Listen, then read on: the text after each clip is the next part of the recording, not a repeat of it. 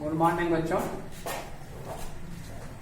अंतिम टेंस चल रहा था जो है future perfect tense, future perfect continuous tense.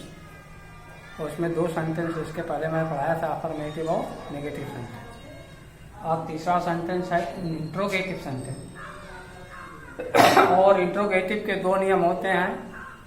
जब प्रश्न पूछने वाला कार्य क्या से पहले हो वाक्य में, और जब WH के शब्द वाक्य के बीच में हो। तो पहले अगर प्रश्न पूछने वाला कार्य जो है वाक्य में क्या से पहले आया हुआ है, वाक्य में पहले आए हुए हैं, तो उसके लिए जो है मैंने बताया बार बार, अगर क्या शब्द ये पहले आया हुआ है, क्या से प्रश्न पूछने वाला कार्य हो रहा है, तो क्या की कोई अंग्रेजी नहीं लिखी जाती है। जिस टेंस में वाक्य है उस टेंस की हेल्पिंग वर्ब को या मॉडल वर्ब को हम सब्जेक्ट के पहले लिखते हैं, सबसे पहले वही लिखा जाता है। और क्योंकि ये फ्यूचर परफेक्ट कॉन्टिन्यूअस टेंस है और इसकी सहायक क्रिया है, मतलब सहायक क्रिया नहीं मॉडल क्रिया है, will have been. Future perfect tense की मॉडल क्रिया क्या है? Will have been. तो विल हैव बीन में विल जो है सब्जेक्ट से पहले आ जाएगी और हैव बीन सब्जेक्ट के बाद। देख रहे हैं, यहाँ विल हैव लगा हुआ है और ये हैव बीन यहाँ आ गया। और फिर ये अपने पर्सन के अनुसार प्रयोग होती है, सब्जेक्ट के पर्सन के अनुसार सेकंड और थर्ड पर्सन के साथ विल और फर्स्ट पर्सन कर्ता के साथ शैल का प्रयोग होता है। और फिर मेन वर्ब में आईएनजी जोड़ेंगे क्योंकि कॉन्टिन्यूअस है, present perfect future perfect continuous tense है। फिर ऑब्जेक्ट और अंत में निश्चित समय के लिए सिंस और अनिश्चित के लिए फॉर था, सबसे अंत में क्वेश्चन मार्क। जैसे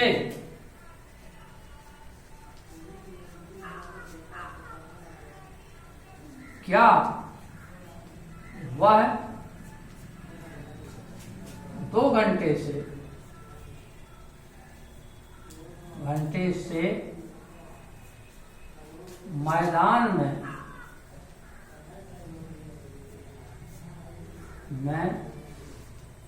घास काट रहा होगा, क्योंकि इसके वाक्य अंत में क्या आता है? रहा होगा, रही होगी, रहे होंगे। और उसके साथ समय दिया हुआ है तो वाक्य फ्यूचर परफेक्ट कॉन्टिन्यूअस टेंस में। अगर समय नहीं दिया हुआ है तो ये फ्यूचर कॉन्टिन्यूअस टेंस में वाक्य हो जाएगा। इसमें टाइम का आना आवश्यक है। तो क्या से प्रश्न हो रहा है, इसकी कोई अंग्रेजी है वह देखिए, जो थर्ड पर्सन में है, इसलिए क्रिया क्या लिखेंगे? Will he have been. घास काटना की अंग्रेजी, काटना की कट, CUTTIN, ये cutting. To the grass,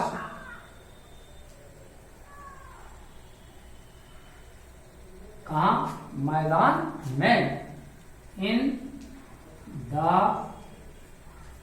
field, FIELD, field. और 2 घंटे का समय, घंटे का समय क्या है? अनिश्चित समय है, इसलिए फॉर 2 आवर्स, HOURS, और अंत में क्वेश्चन मार्क। ये लिखें। देखिए, सबसे पहले मॉडल वर्ब, फिर सब्जेक्ट, फिर हैव बीन। सब्जेक्ट से पहले विल और सब्जेक्ट के बाद हैव बीन।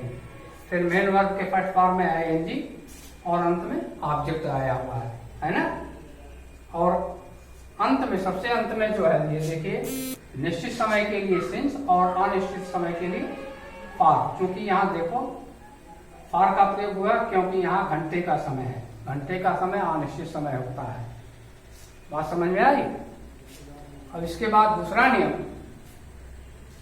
दूसरे नियम में जब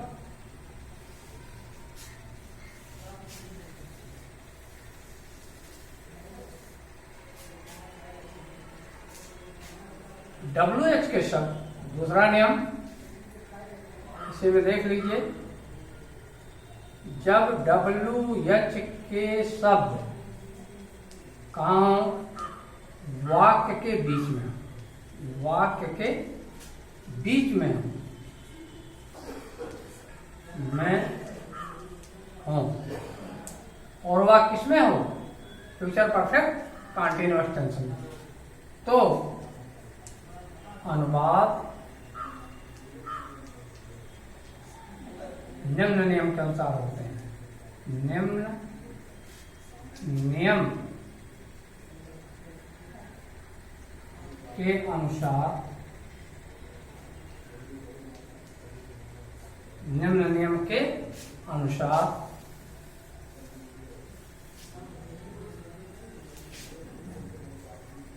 होते हैं। और नियम में वही है, यहाँ परिवर्तन सिर्फ इतना होगा कि सबसे पहले यहाँ WH के शब्द, WH के शब्द आ जाएंगे। जो भी WH के शब्द आते हैं वो पहले आएंगे, फिर ये मॉडल वर्ब जो है स्मॉल लेटर में हो जाएगी, इसमें हो जाएगी स्मॉल लेटर में, और बाकी नियम वही रहेंगे। बाकी नियम जो है आप देखो क्या रहेंगे, सबसे पहले WH के शब्द, फिर मॉडल वर्ब विल या शैल, सब्जेक्ट के अनुसार, सब्जेक्ट के पर्सन के अनुसार प्रयोग होती है। सेकंड और थर्ड पर्सन के साथ विल और फर्स्ट पर्सन के साथ शैल, फिर हैज बीन सब्जेक्ट के तुरंत बाद, फिर मेन वर्ब के फर्स्ट फॉर्म में आएंगी, फिर ऑब्जेक्ट, और अंत में सिंस या फॉर। निश्चित समय के लिए सिंस और अनिश्चित के लिए फॉर, तथा अंत में क्वेश्चन मार्क, ये लिखते हैं। जैसे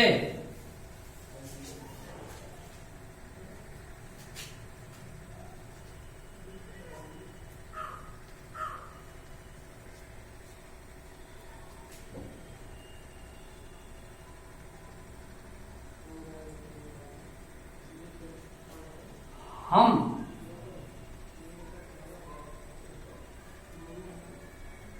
दो वर्ष से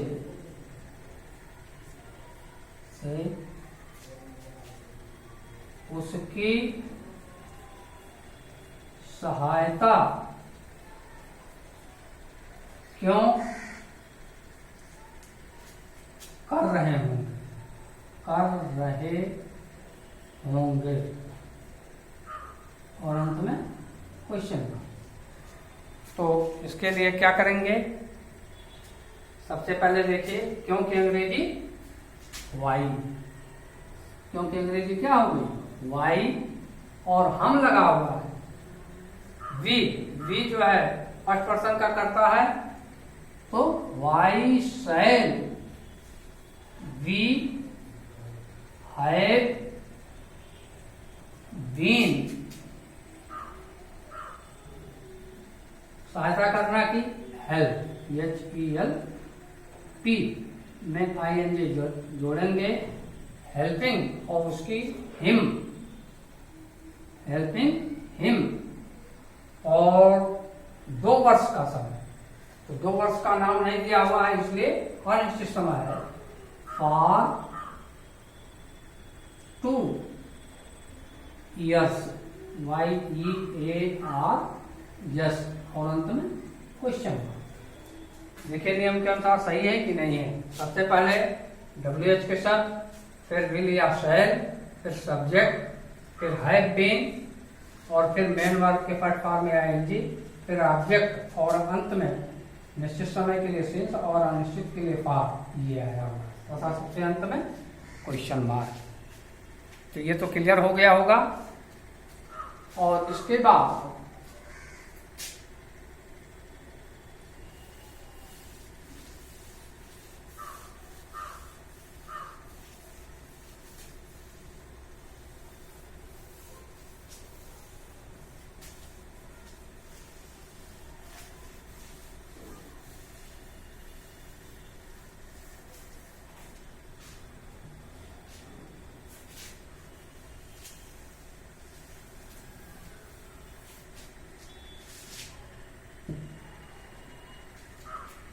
फ्यूचर परफेक्ट कंटिन्यूअस टेंस का चौथा सेंटेंस, इंट्रोगेटिव नेगेटिव सेंटेंस,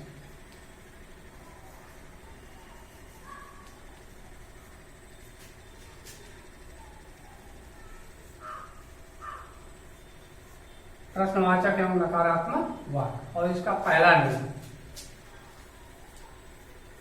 जब प्रश्नवाचक शब्द क्या, ये कहाँ हो, वाक्य में पहले हो,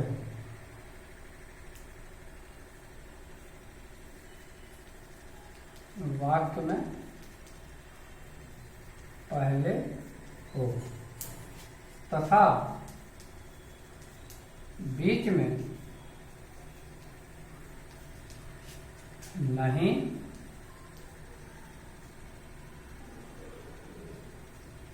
या कभी नहीं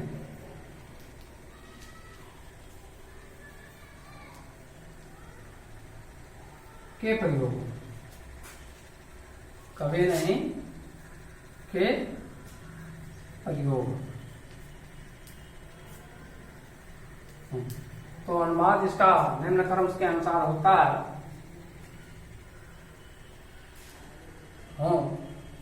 तो अनुवाद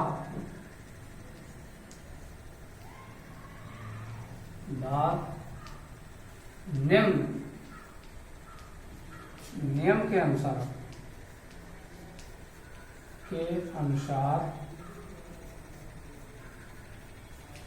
होता है,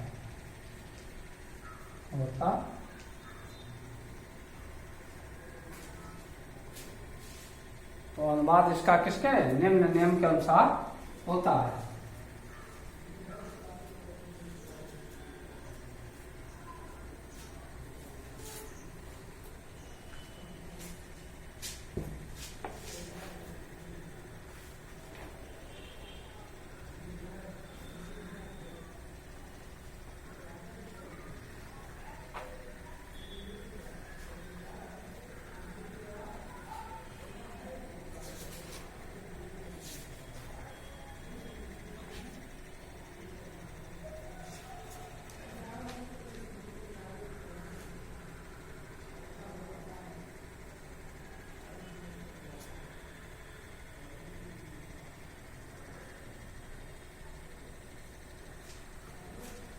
नियम देखे लिखिए आप लोग।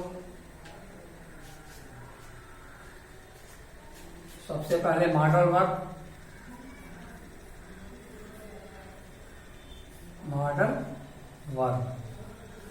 मॉडल वर्ब इसके क्या है, विल और शैल, विल और शैल। फिर सब्जेक्ट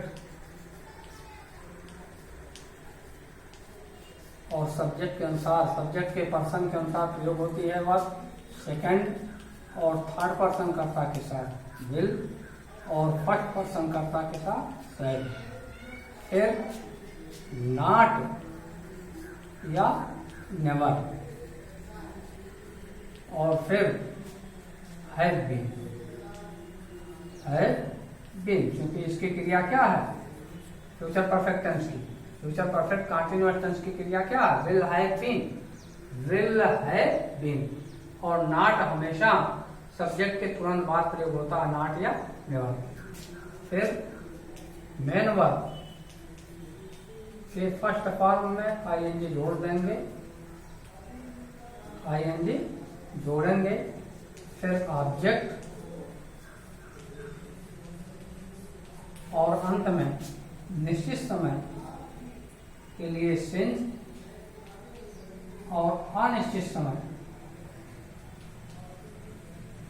समय के लिए फॉर, तथा सबसे अंत में क्वेश्चन मार्क। ये लिखेंगे जैसे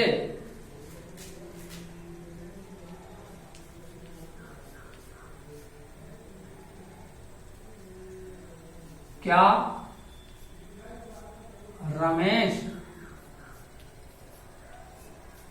2 बजे से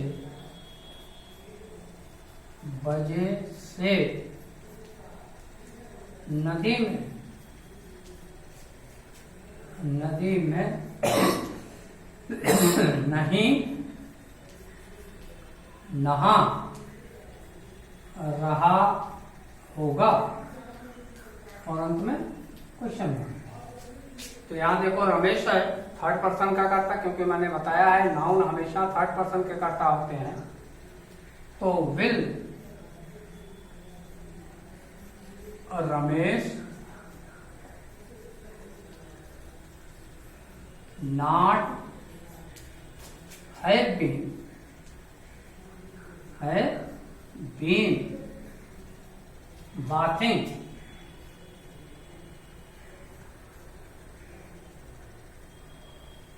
bathing in the river, और 2 बजे का समय है। बजे का समय क्या होता है? निश्चित समय, इसलिए सिंस का प्रयोग हुआ। सिंस 2 o'clock, CLOCK, और अंत में क्वेश्चन मार्क। यहां देखो मैंने फिगर में लिखा, आप इसको वर्ड्स में भी लिख सकते हो, ऐसी बात नहीं। सिंस 2 o'clock, TWO भी लिख सकते हो, दोनों सही है। ये नियम सबसे पहले देखिए, हेल्पिंग वर्ब, फिर सब्जेक्ट, फिर नॉट या नेवर, फिर हैव बीन, फिर मेन वर्ब के फर्स्ट फॉर्म में ING, फिर ऑब्जेक्ट, और अंत में सेंस या फॉर्म, और सबसे अंत में क्वेश्चन मार्क लिखा जाता है। इसके बाद इसका दूसरा नियम,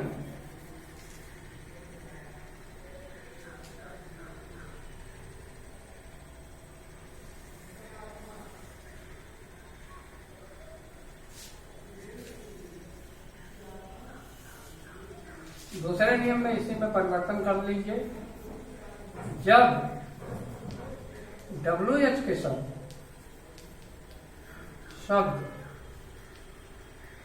वाक्य के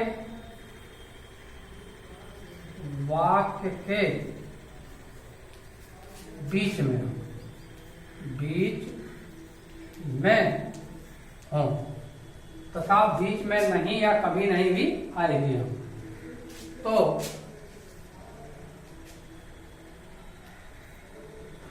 प्रयोग हो तो अनुवाद नियम के अनुसार होता है। इसमें देखो, अगर WH के शब्द वाक्य के बीच में हो तो इसमें बेटा नियम में कुछ परिवर्तन विशेष नहीं होता है। सबसे पहले WH के शब्द का प्रयोग हो जाता है बस, और बाकी कोई चेंजिंग नहीं होती है इसमें। मतलब सबसे पहले ये क्या हो जाएगा, यहाँ चेंजिंग जो है ये हो जाएगा नियम। सबसे पहले यहाँ WH के शब्द आएगा, WH के शब्द, और फिर ये विल और शैल जो है स्मॉल लेटर में हो जाएंगे। बाकी नियम उसके वही हैं, सब्जेक्ट रहेगा, और सब्जेक्ट के बाद नॉट या नेवर, फिर हैव बीन, फिर मेन वर्ब के फर्स्ट फॉर्म में ING, फिर ऑब्जेक्ट, और अंत में सिंस या फॉर्म। जैसे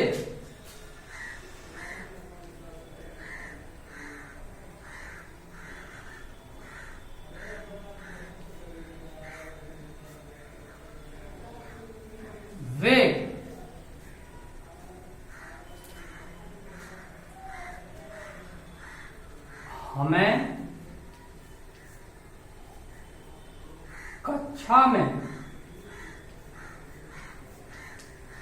हमें कक्षा में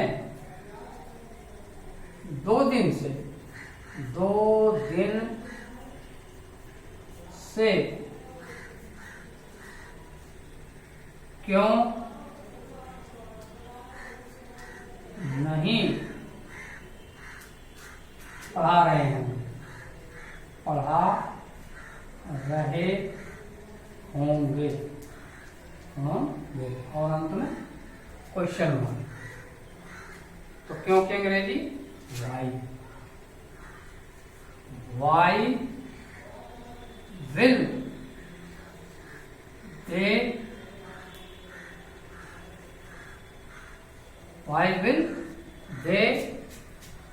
not have